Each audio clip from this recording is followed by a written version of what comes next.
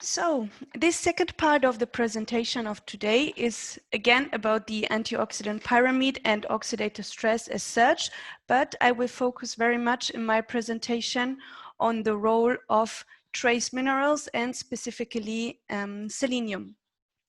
So the main part of the presentation will be about the trace minerals and their cofactors. So why are they of importance and what is the crucial role of selenium. Then I will try to explain you the differences between organic and inorganic selenium, where the differences is, and how to choose the right source for the diets, and then how to select within all the different sources that we can find in the feed supplement market, how to find the right source, and some tips how to check for good quality. So why do we care about trace minerals? Trace minerals, even though they are very small, they have an efficient role in the body. So they are really efficient micronutrients. And we need all the different trace minerals for a good energy metabolism, for good skin and coat quality, for growth development, reproductive performance, everything which is related to joint and bone integrity, paw pet conditions, and also the overall health and wellness of pets. So when we talk about trace minerals and we go back to the pyramid that Francesca has shown to you, you see that the trace elements are mentioned at the very end of the pyramids. So they are not really antioxidants, but they support the primary antioxidants as they are cofactors of those. So only with those trace minerals, the primary antioxidants can have its activity. So without, we have no activity. So this is why it's important to add trace minerals to the diets. Trace minerals, we know that they can minimize the harmful effects of an excessive free radical production. This is due to their role as cofactors. So whenever we have a good balance of trace minerals in the diet, we are able to improve the animal health status and to reduce the incidence of different diseases. There are official requirements for different animal species that were set many years ago, but when these requirements were set, they were considering only the prevention of deficiency pathologies. It means that the level of selenium that is recommended to be added into the diet was based on avoiding deficiency pathology. So in some specific phases of the life, it might be that those recommendations are below the requirement. So there should be a slightly higher supplementation. So especially, for instance, during pregnancy or for older animals that are suffering from depletion of the antioxidant defense system, etc. The cofactors that we have for the different antioxidant enzymes are copper, zinc, and manganese for SOD, so superoxide dismutase, then iron for catalase, and selenium for glutathione peroxidase. So if we look into the generation of the different raws, you will see here the role of the different trace minerals. So as Francesca explained to you, everything starts with superoxide radical, which can be dismuted by superoxide dismutase. And here we need the trace minerals copper, zinc, and manganese. Then when we have the generation of hydrogen peroxide, which is a reactive oxygen species, we need either catalase with iron as the trace mineral or glutathione peroxidase with selenium as a trace mineral to neutralize this hydrogen peroxide and to generate water. So overall, we can say that those antioxidant enzymes, the primary antioxidants, they need trace minerals as cofactors. I will now take the example of selenium and explain you a little bit what I mentioned with the requirements and recommendations, which are often underestimated. So here you can see an example of selenium blood results of human in Europe. So you see that the level is between, I would say, 45 and 90 microgram per liter. So there is a lot of variation, and the level which is let's say the critical reference value where we say that below we have a deficiency and above we have an optimum level of selenium is set at 64 microgram per liter. The actually level that you need to have an optimized glutathione peroxidase activity is much higher. So if you are at the level of 70, you might not end up with a selenium deficiency or any related pathology, but you might end up with a poorer antioxidant defense. So this is why it's important also to see what is the aim of the supplementation. Do we just want to avoid any kind of deficiency, or do we want to have the best possible biological activity? And then we should probably supply slightly higher levels into the diets. What is selenium? Selenium was discovered in 1817 by a Swedish chemist, and it is a trace element. So we can find it as such in the periodic table of elements. It is required for the maintenance of health, growth, and several biochemical physiological functions. And animals and human, we are not able to synthesize selenium. So all the selenium we need in the body, we need to consume it via our diet.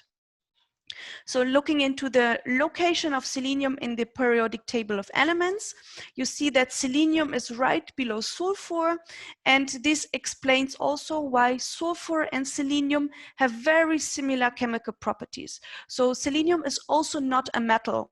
Many people think it's a metal, but it's actually a non-metal like sulfur. We can find selenium in different forms. So we can find inorganic form, the mineral form in the soil, or we can find organic selenium forms in the plants or in animal tissues. So as I explained, selenium has a different roles in the body, and it's not the elementary selenium that does the job, but we have in our body, we have the production of selenoproteins that have different functions. So you see here in the wheel different selenoproteins, so all the ones that we can find in animal bodies. We have the big group, so the biggest proportion of selenoproteins that are involved in the antioxidant defense system. The main ones are the group of glutathione peroxidase enzymes. We have also selenoproteins that are involved in the redox signaling for protein folding. Also very important ones are the selenoproteins that are involved in the thyroid metabolism. Here the role of those selenoproteins is to convert the storage selenium, the storage thyroid hormones into the active thyroid hormones. So here they are very important for growth. And then there is still a group of selenoproteins where the biological function was not discovered yet, but we know that they exist and the real function is not discovered. Selenoprotein P, this is the one that transports the selenium through the body. All those selenoproteins, they contain selenocysteine as the functional center. So again, it's not just elementary selenium inside of the selenoprotein, but it's a generation of selenocysteine that happens in the body, and then this is included into those selenoproteins. So you can imagine if you have a deficiency of selenium, you won't have a proper production of all those selenoproteins, so this can lead to several health problems. So overall, we can say that selenium is active in different parts and different functions in the body. So it's really important to have a good selenium status. Glutathione peroxidase, as I mentioned, this is a very powerful group of antioxidant enzymes. So as I said, it's a group, it's not one primary enzyme. There is a link between the selenium that is intaking via the diet and the activity of glutathione peroxidase enzymes. So if we have a nutritional deficiency of selenium, it can lead to an inappropriate activity of glutathione peroxidase. So among all the different enzymes described in this family of antioxidant enzymes, we have GPX1, 2, 3, 4, and 6, which are involved in the detoxification of hydrogen peroxide and also lipid hydroperoxide, and all those are selenium depending, and they need glutathione for their activity. So here, just as an example, how glutathione peroxidase 1 looks like. So we have 4 orange bubbles that you can see, and those one are the selenium atoms. So we have 4 selenocysteine molecules in one glutathione peroxidase enzyme. So just to show you a little bit how the reaction works, so we have the free radicals or the reactive oxygen species, which are then metabolized via glutathione peroxidase with glutathione into non-toxic molecules, so for instance water. For glutathione peroxidase, we have the several enzymes that can do the same reaction, but they are located often in different parts of the body in different cells. So glutathione is during this reaction oxidized, and then it needs to be reduced again by glutathione reductase to be active again. It's kind of a regeneration of glutathione. This is energy depending, so this reaction costs energy. This ratio between glutathione and oxidized glutathione can be also a good marker for oxidative stress. So if you have more, if the shift goes more into the direction of the oxidized glutathione, this is a marker that a high level of free radicals is produced that needs to be metabolized. I would like to show you one example how a combination of different primary and secondary antioxidants and trace minerals can be very efficient. So here you can see the SOD from melon that Francesca presented in the first part of the presentation, together with organic selenium and together with vitamin E on horses. We have tested if this effect of if there is an effect of this combined application of antioxidants on the protection of muscle membranes in trotters and racehorses. And we have checked for several parameters in the blood. So those parameters that we checked for are enzymes that can be markers for the integrity of muscle cells and that can be seen in the context of muscle inflammation. And the results were quite interesting.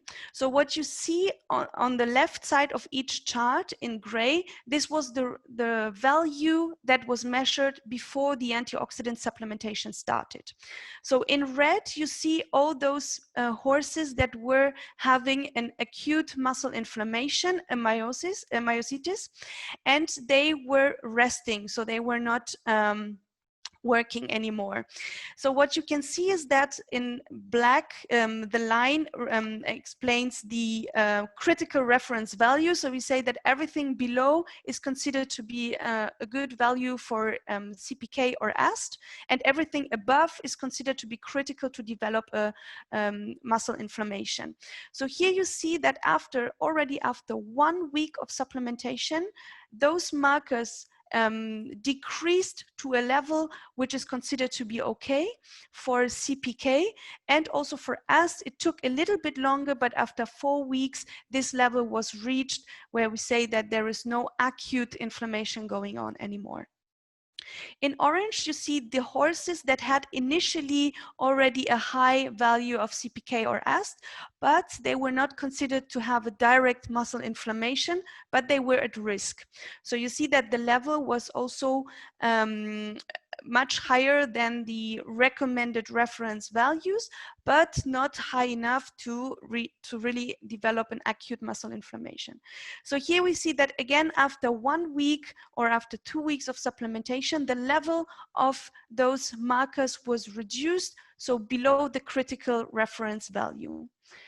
And in the green group, you see the working horses that had in the past already muscle inflammations, but during this phase, they were considered to have normal levels of CPK and S. So you see they started with a low level, and with this antioxidant supplementation, we were able to maintain this low level so that no muscle inflammation occurred. So overall, we see that such an antioxidant combination can be used for different purposes, so either to reduce acute muscle inflammations or to maintain a low muscle inflammation for working animals. So coming back to selenium, we will now have a look into what the natural consumption of selenium is for human and animal, and where we can find the different forms of selenium. So inorganic selenium, as I mentioned before, can be found in the soil. So here we can find selenite and selenate. So these are the two forms of inorganic selenium that exist, and also some elementary selenium, but this is something which is not used by the plants. Then this inorganic selenium enters into the plant protein via the roots. So the roots take the inorganic selenium and convert this inorganic selenium into organic selenium forms, which can be then found in the protein of plants. As you know, especially farm animals, they consume this biomass from the crop, so it contains organic selenium forms, and this organic selenium remains organic in organic form in the animals. So we human, we have the possibility to consume organic selenium from either animal protein or from plant protein. But I must say that human and animals, we are both not made to consume inorganic selenium, as this is really just the form that can be found in the soil. The organic selenium forms that exist, there are plenty of different organic selenium forms. I will show you the most important ones. So we have selenomethionine, I will call it later on often SEMET. We have selenocysteine, and selenocysteine, which is a combination of two molecules of selenocysteine and some other different forms. And all those occur naturally in plants or in animal tissues. So it's not one form of organic selenium, but always a combination. So we could say, all right, there is selenium in the soil, we have selenium in the plants, in animals, so why should we supplement selenium? So the problem that we see is that in many regions of the world, the soil is very deficient in selenium. And we see also that there is a trend that we will have less and less selenium in the soil. So this low level of selenium in the soil leads also to a lower level of selenium in the protein of plant and animal or meat. So overall, to really reach the requirement, especially under stressful periods, you need to supplement selenium to have a good level in the body. So now we will come to dogs and cats, and we will have a look on what is the natural form of selenium that they consumed as wild animals. So wild dogs and wild cats, they consume animal tissue. So animal tissue can vary in terms of the selenium concentration and is depending on the part of the animal which was consumed. But in any case, it's always organic selenium. So for dogs and cats, even nowadays, they are used to consume diets that contain selenomethionine and selenocysteine as the primary forms of selenium. Here you can see the selenium content of different meat samples or of organ meat samples. And what is important to know is that depending on the part of selenium that pets consume, there is a difference in terms of selenium intake. So for instance, organs like liver or kidney, they have very high levels of selenium. So there's naturally a high selenium concentration. If a pet diet contains mainly normal meat sources like a breast meat or whatever kind of meat, there the concentration is lower. So it depends if a selenium supplementation is needed, if it's rich in organs, or if the meat content is derived from normal meat and not organ meat. We will now, because this is a masterclass, so we will have to do something which is a little bit advanced. So now I will show you a chart that shows the difference in terms of absorption between inorganic and organic selenium forms. First of all, you need to know that in theory, all the forms can be used except elementary selenium. So inorganic selenium forms like selenite, selenate, or the organic selenium forms like selenocysteine and selenomethionine can be used in the body. So we will now look into the difference. So organic selenium on the right side, you see selenocysteine and selenomethionine. They are absorbed actively via the transport systems of cysteine and methionine. So they share the same transport mechanism. After entering into the blood, they are then distributed in the body. Selenocysteine enters directly into the production of selenoproteins. Selenoproteins are the ones that I have presented before, like glutathione peroxidase, so the ones that have a biological activity. Selenomethionine enters partly into this system, but also enters into the amino acid pool instead of methionine. So it's incorporated non-specifically into the body protein and offers a storage. So it offers a natural body protein and selenium reservoir. This selenium, which is stored in the body protein, is released during the normal protein turnover so that we have a constant level of selenium that arrives in the liver that can be used for the production of selenoproteins. Inorganic selenium sources, so when we talk about selenite, which is the main inorganic selenium source used in animal diets, is passively absorbed, so there is no active mechanism of absorption. And after entering into the blood, it's transported to the liver where it's used for the production of selenoproteins. So the big difference between inorganic and organic sources is, first of all, the way it is absorbed, so passive versus active, and also the fact that with inorganic selenium, there is no storage of selenium that can be used during stressful periods, but it's only a direct usage. The selenocysteine, which you can see from the diet, is not the same selenocysteine that we find in the selenoprotein. So you see that here at this step in the liver, we have the de novo production of selenocysteine. So here it's a reusage of the diet selenocysteine, but it's always produced from scratch in the body.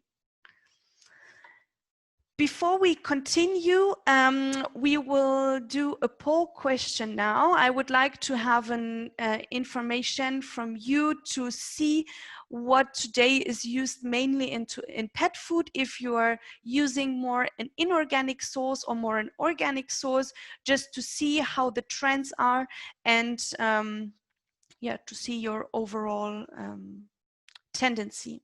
So Julia, if you could please share the poll question, thank you. So the question is, which selenium source are you using in your pet diets? Is it organic, is it inorganic, or maybe a combination of both? Or are you using no additional selenium and you just use the one naturally in the diet?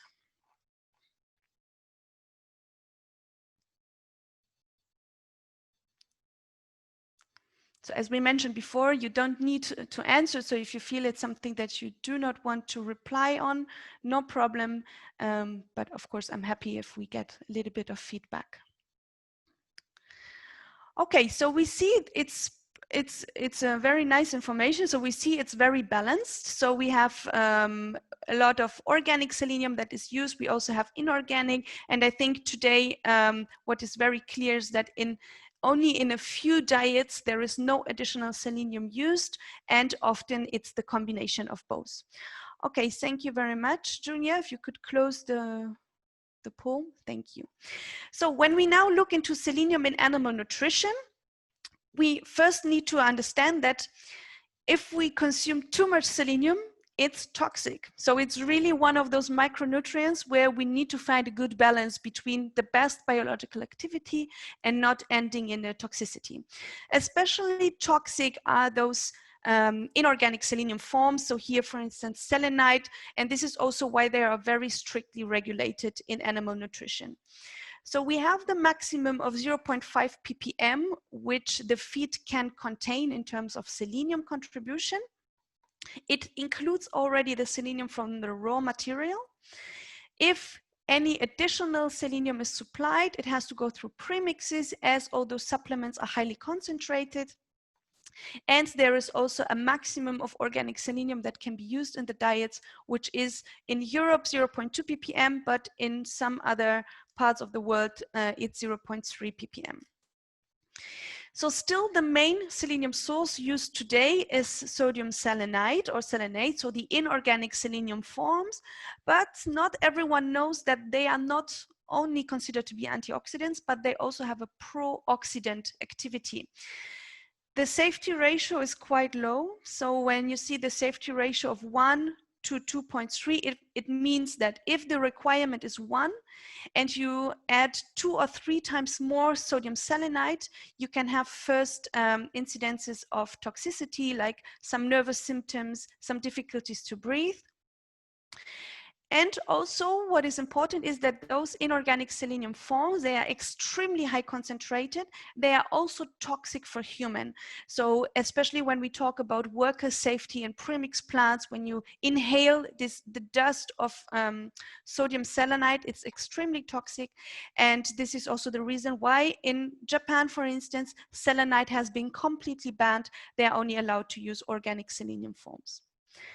So organic selenium forms, we see them more and more. It's really a growing market, and we see that many feed producers are switching from inorganic selenium sources to organic seleniums, or at least use a combination.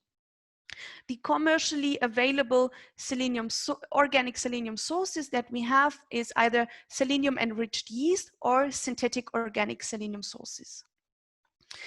So why do we recommend to use organic selenium? First of all, as I explained before, it is the natural form of selenium that occurs in the diet. So in animal proteins, in grains, etc. So it's always organic selenium with 50% selenomethionine and selenocysteine. So it's also highly bioavailable. We can say that the intestinal tract is optimized for the usage of organic selenium, and studies have shown that it has a much lower toxicity compared to inorganic selenium. So even if you use 25 times more selenium from organic source than recommended, you will not see signs of toxicity. Inorganic selenium acts pro-oxidant, so at a level of 0.3 ppm, which is a completely normal inclusion rate in feed, you will observe you could observe the damage of some epithelium cells in the intestine. So a study with chicken has shown that in the duodenum, after applying inorganic selenium, there were clear damages and degenerations of epithelium cells compared to control animals where no damage occurred. So it has an antioxidant function after absorption, but it can already cause difficulties before absorption in the intestinal wall. So especially for sensitive animals that already have gut issues, it's not the preferred source to use. Also, when we compare the toxicity of selenite and selenium-enriched yeast, what I have mentioned before, if you just look at the LD50 values, so this is a very common method to determine the toxicity of a substance. We see that when comparing LD50 of sodium selenite and LD50 of selenium yeast, you see that the tolerant level is much lower in sodium selenite. So the conclusion is that sodium selenite appears to be almost 3 times more toxic than selenium-enriched yeast. Also, something that many feed producers are not aware of is the fact that inorganic selenium can interact with several feed ingredients. So I give you the example of two ingredients that we find in almost every diet. First of all, it's vitamin C, so ascorbic acid. If you mix selenite with ascorbic acid, you will end up with elementary selenium, and elementary selenium cannot be absorbed but will be excreted. So a loss of 50% can be already detected 2 hours after mixing a solution with ascorbic acid and selenite. So it's a very fast reaction. The other ingredient which is critical is everything which has something to do with glucose. So for instance, glucose, starch, sucrose. This can also interact with selenite so that we see later on pink particles which are referring to elementary selenium. And again, elementary selenium cannot be absorbed in the intestine. A very nice effect of organic selenium, or a stronger effect of organic selenium than of inorganic selenium, is the effect on bone mineralization. So a few years ago, we did a study with hens and broiler chicken to see if a difference in terms of selenium form will impact the bone resistance and the bone mineralization. And we found out that when using an organic selenium source, we were having a much better bone mineralization, so a higher level of ash, calcium and phosphorus level compared to the sodium selenite fed animals. And we also had a higher tibia resistance. Just to explain you here on the picture, tibia resistance is basically you take the bone, you apply a force and you check for the maximum force that was used before the bone breaks. So here the resistance of the bone was much higher in the selenium yeast fed animals. So these were adult animals and these were young animals. So we see that organic selenium can really contribute in the health and mineralization of bone.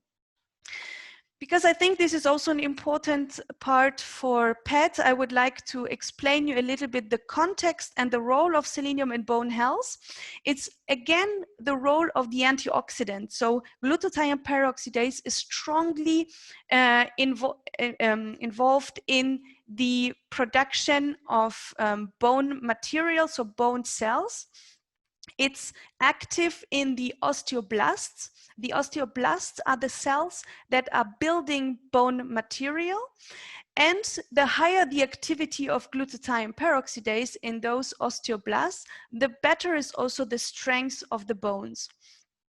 When you look into studies where they compared osteoporotic bone tissue and healthy bone tissue, they observed that there was a higher level of glutathione a higher level of glutathione peroxidase in the healthy bone tissues and a higher level of hydrogen peroxide and lipid peroxides in the osteoporotic tissues. So we can conclude the more antioxidants and glutathione peroxidase you have in the bone, the better is the bone resistance and the better is the bone mineralization. So overall, oxidative stress leads to an increased turnover of bone remodeling and bone loss, which is related to an increased activity of osteoclasts. And these are the bone cells that are resorbing the bone material. So osteoblasts building supported by glutathione peroxidase. And when we have oxidative stress, this is osteoclast activity, so to destroy the bone material. So selenium supplementation, and we have seen in the results before, organic selenium supplementation is more powerful here, helps to maintain a good balance between the bone building cells and the bone remodeling cells, so to have a steady bone material. So now the question is there only one type of organic selenium or are there differences? And yes, there are different organic selenium forms on the market. So we have either the selenium-enriched yeast that I mentioned before, or synthetic chemical sources. Or, selenium yeast contains a combination of selenomethionine, selenocysteine, and other forms. And the chemical sources, they contain often only one, the selenomethionine or analog of this selenium-methionine. Selenium yeast is produced by fermentation, and it contains, as I said, the combination of different seleno-amino acids, so selenium-methionine and selenocysteine, incorporated in the protein of the yeast. So it's really protected. It's used in animal nutrition now for more than 20 years. So we find first studies, they were even launched in 1990. So it's really well-established product in the market. The synthetic sources are quite new. They are produced by chemical synthesis and they contain a single amino acid. So it's not a protein, they are not protected, and they are in the market now, in the EU market, for 6 to 7 years. For pets, I think they are not registered in the US and the Northern American countries. So it depends a little bit, but in the EU, they are now for 6 to 7 years. There are some biblio information comparing selenium yeast and pure selenium-methionine products. And what is important to know, even though selenium-methionine is the main form that we can find in a selenium yeast, there were studies that were showing that the combination of different organic selenium compounds were more powerful than pure selenium-methionine at 100%. So it's really about the combination, targeting different seleno-amino acids and having the right combination. Also, it's mentioned that those purified selenium-methionine products, they are quite unstable and easily oxidized. In terms of shelf life, selenium yeast has also a much better shelf life compared to pure selenium-methionine products.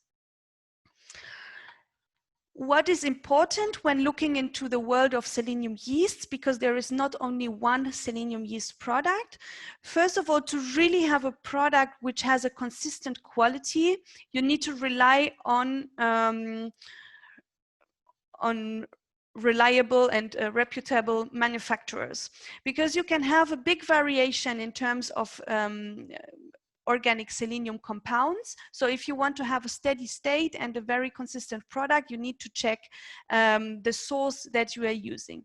And if you have a good selenium yeast source, then it takes a very high level of selenium in the diet to really find any kind of toxicity. So selenium yeast has a much lower toxicity and is really a very safe source for animals and human.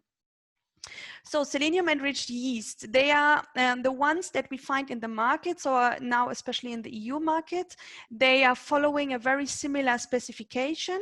So we have a total selenium, which can be between 2000 to 2400. We find sometimes also higher concentrated products. Selenium-methionine represents around 63%. So you see here the distribution of the different seleno-amino acids inside of the protein of the yeast.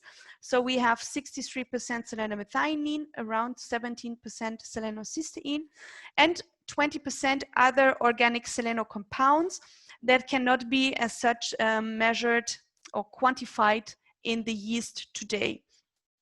So overall, we have almost 100% organic selenium product, and in selenium yeast need a specific EU or FDA registration.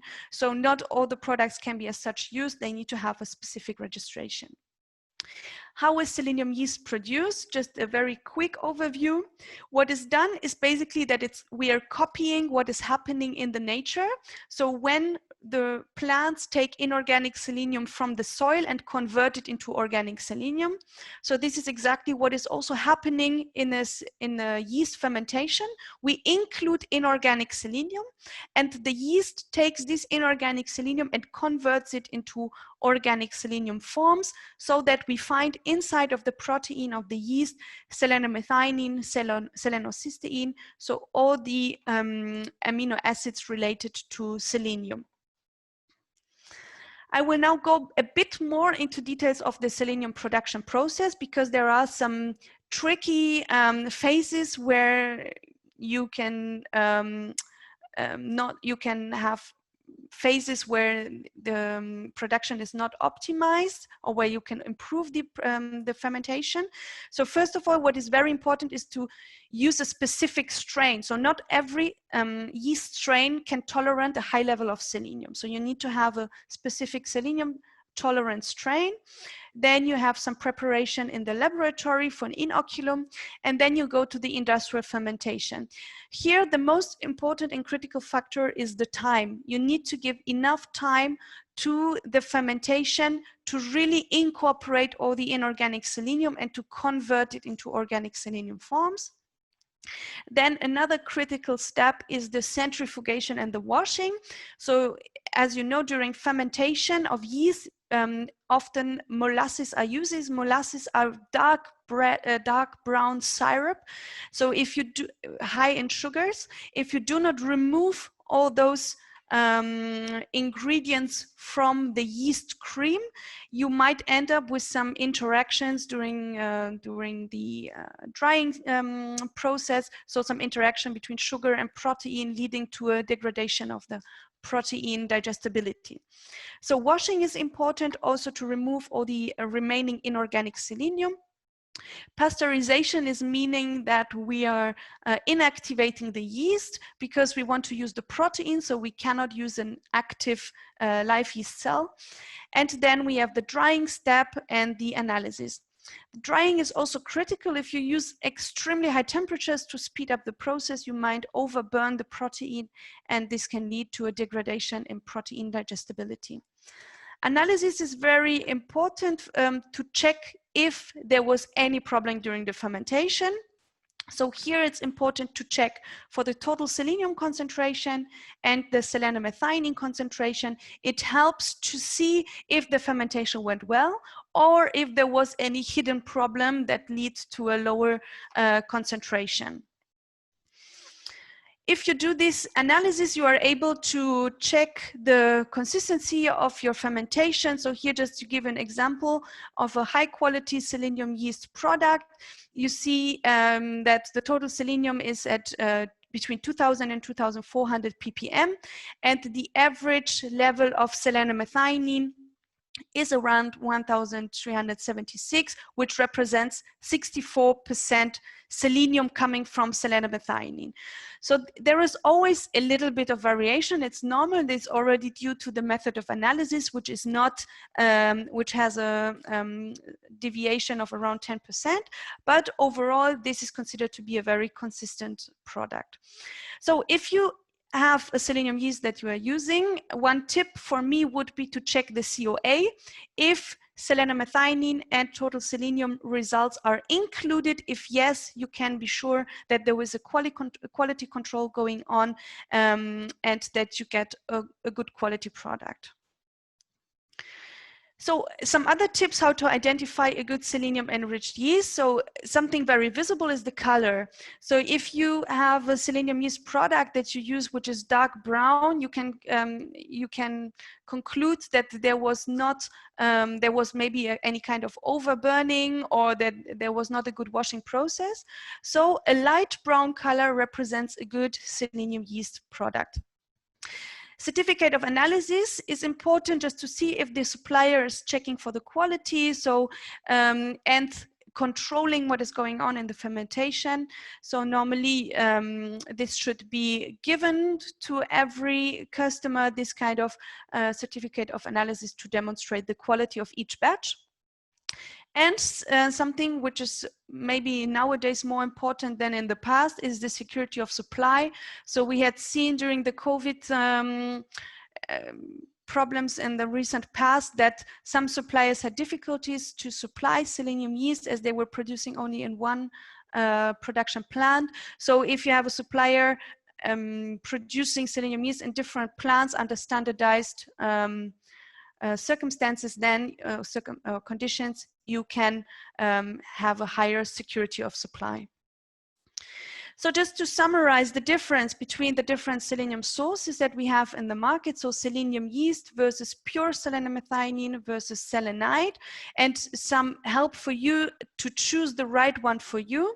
So in terms of production process, they differ. So we have chemical sources, which are this inorganic one and the synthetic organic one.